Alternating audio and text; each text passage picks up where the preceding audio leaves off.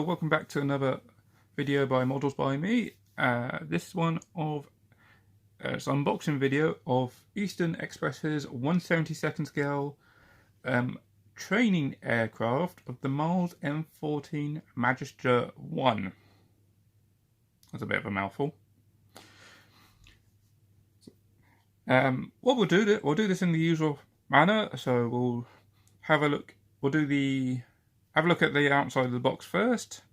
Then we'll have a look at the contents, the sprues, no, the instructions next, sorry, and then the sprues. I've done enough of these videos by now. I should know the order I do these things in. So, a little bit of history. There's not much, I'm afraid, of these things, being a trainer aircraft.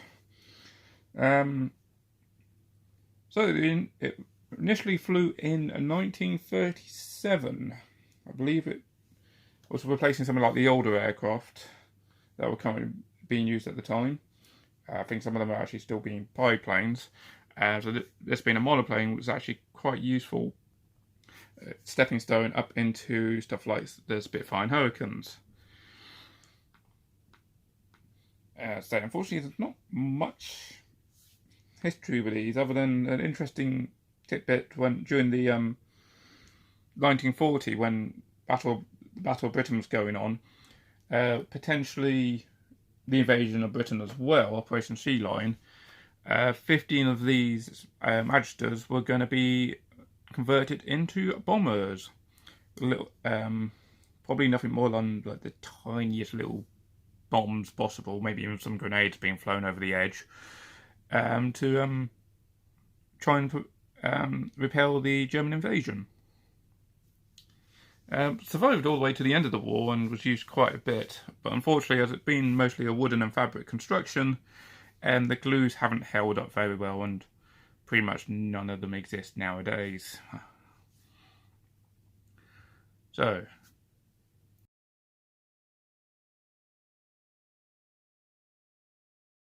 let's have a look at the outside of the box.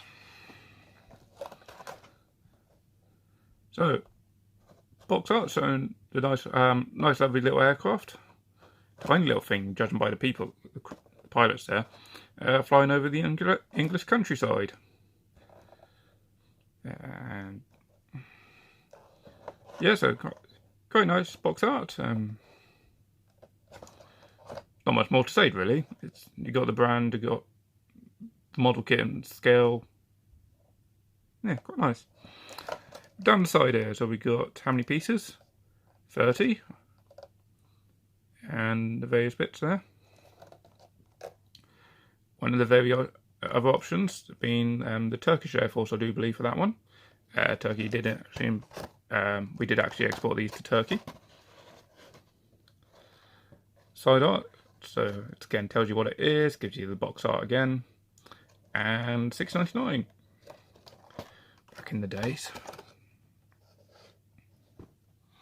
So the other kits available, so Spitfire Mark 14, yes 14, Spitfire 1/5.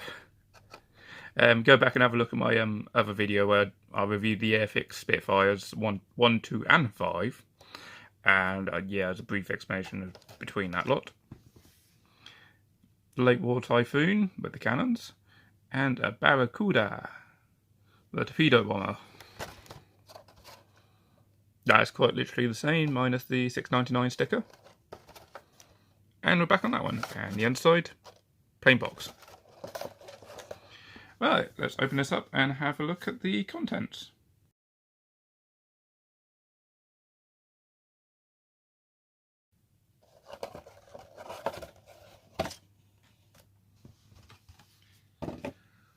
So, we get the decal sheet. A little bit of an irony. Can I just point out? So the side of the art shows a Turkish aircraft. The decals show, I believe that's the Irish and RAF versions. Plus Czechoslovakian, judging by the colour, the round hole there. Interesting. Then we have the bagged kit. all the pieces in there. And finally, the instructions, which we'll have a look in a minute.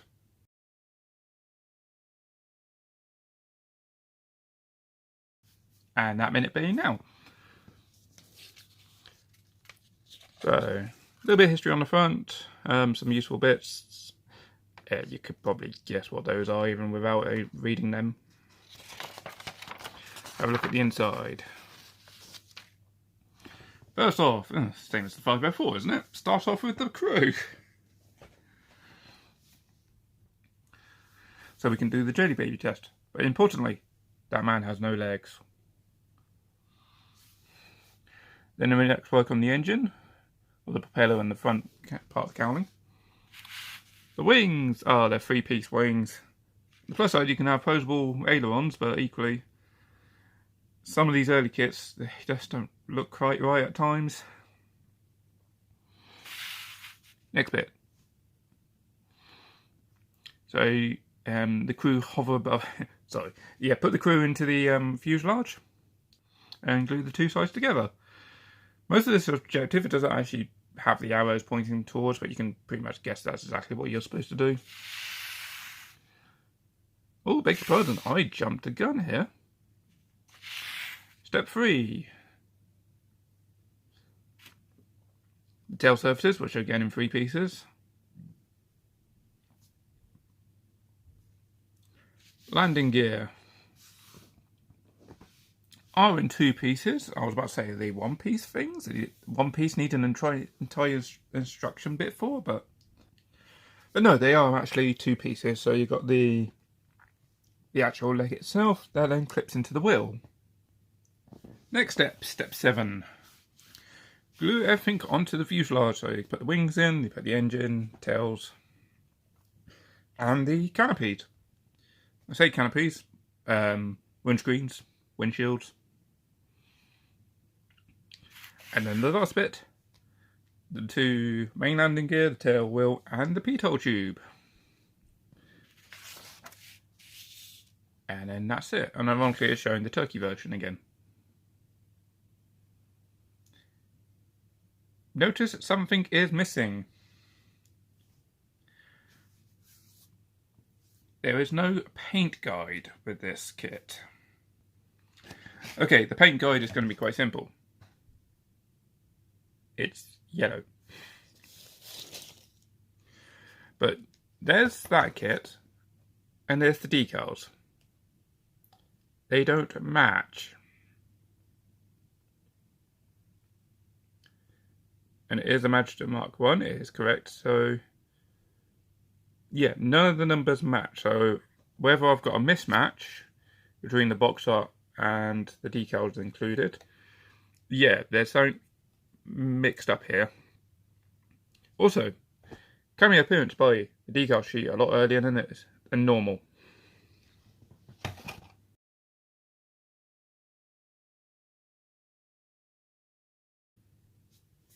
Next part, the sprues. So, there's all the sprues, all the components in this kit. Just a little bit of history. This is actually an old Frog kit that's been re-released quite a few times. I'd say a few hundred, but somebody can point out, no, not a few hundred. It's probably only about 10 to 20 times. But it's definitely an old kit. Not 1940s old, which is when Frog first released a Magister. Quite literally 1940. But no, it's actually 1963, which I think may make it the oldest model in my collection so far. I don't think I've got anything older. So yeah, let's have a look at the sprue. So let's have a look. Well, let's do the fuselage first. So we got a little bit of flash on the inside there. Focus. Only trying to make it worse. Yeah, man. It does this. It's like, focuses, and then it goes out. Whatever. Okay, there's not much there as you would expect from an old wooden fabric plane. Actually, it's not wooden fabric. It does look like metal. Beg your pardon. Or at least part of it may be metal. Anyway. Yes, quite an old thing. Raised panel lines. I say panel lines because you can make out there's a line there, and then if I bring the box art back in, you see that's all like screwed, bolted in, riveted in, and then there's a distinct line across there, which actually matches on here.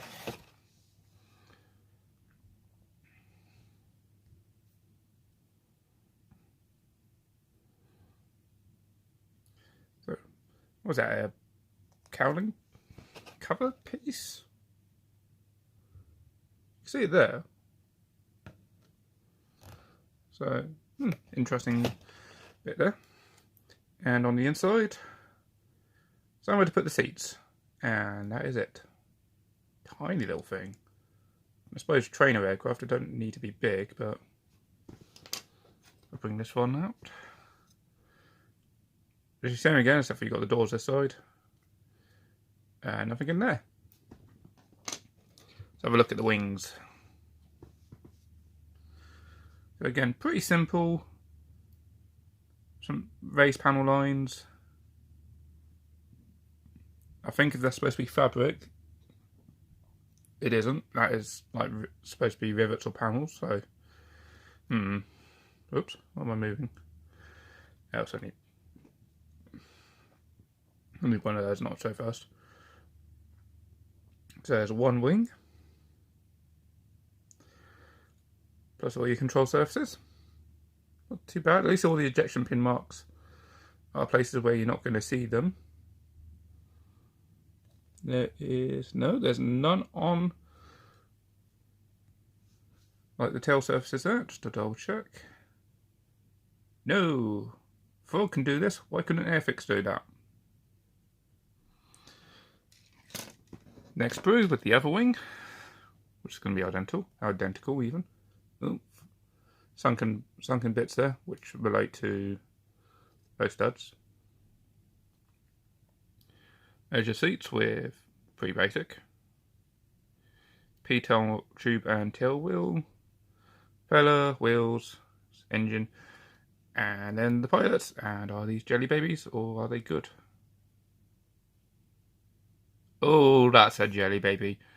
Those are jelly babies, aren't they?